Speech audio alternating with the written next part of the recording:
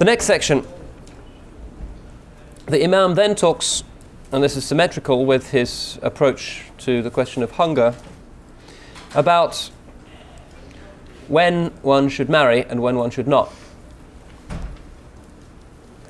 It's page 171.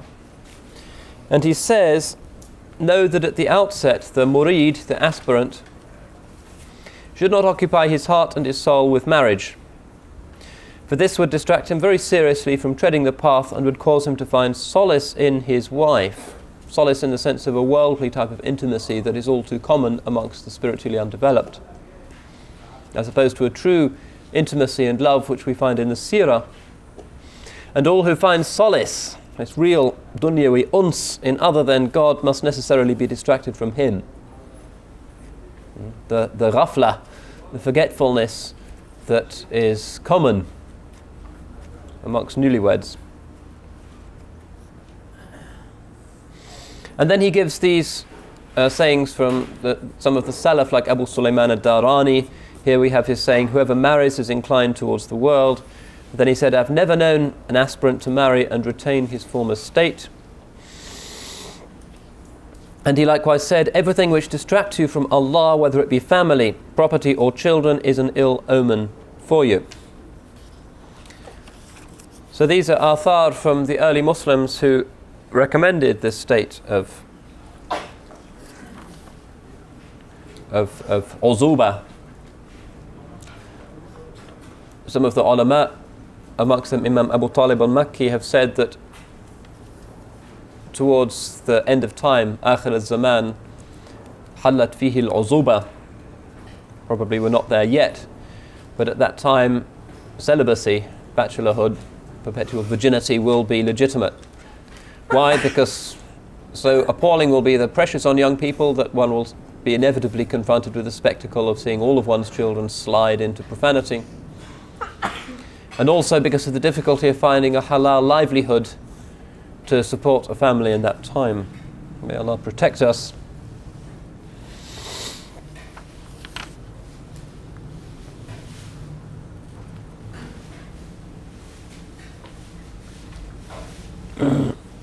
So he says, it's a condition that the aspirant remains celibate at the outset, until such time as his knowledge of Allah becomes well established.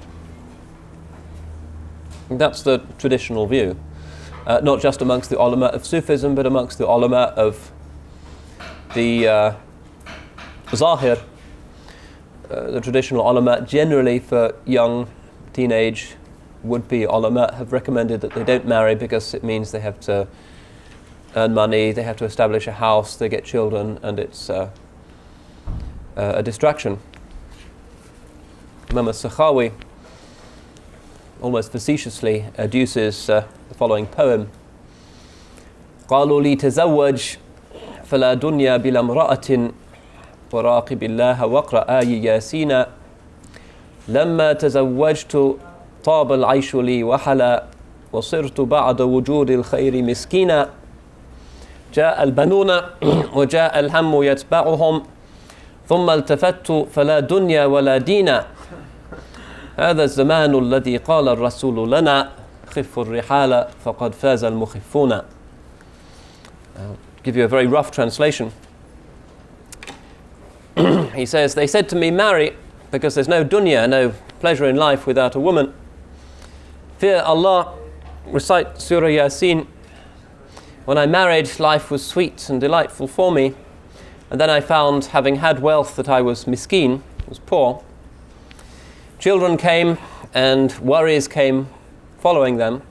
Then I turned around and had no dunya and no deen either.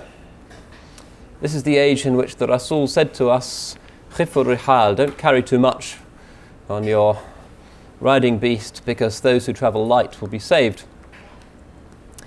Maybe alluding to this principle that a time of fitna will come when marriage will not be as commendable as it is now. So the ulama of the Zahir have generally not liked to see young students get married because it is a preoccupation. That's obvious. But the Imam says, this, however, is the case only if he is not overcome by desire. If he is so overcome, he should break it with constant hunger and fasting. Should his desire still not be subjugated and he find himself unable to restrain his eyes, for instance, even if he is able to preserve his chastity, then for him marriage is the better state, for it will quieten his desire.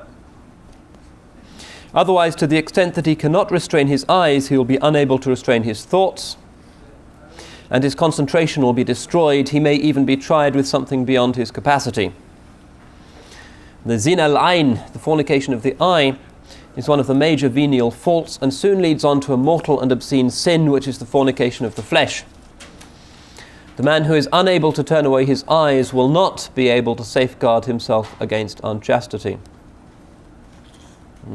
However complacent we may be, يَعْلَمُ خَائِنَةَ الْأَعْيُنِ وَمَا تُخْفِي الصُّدُورِ. He knows the treason of the eyes and what the hearts hide.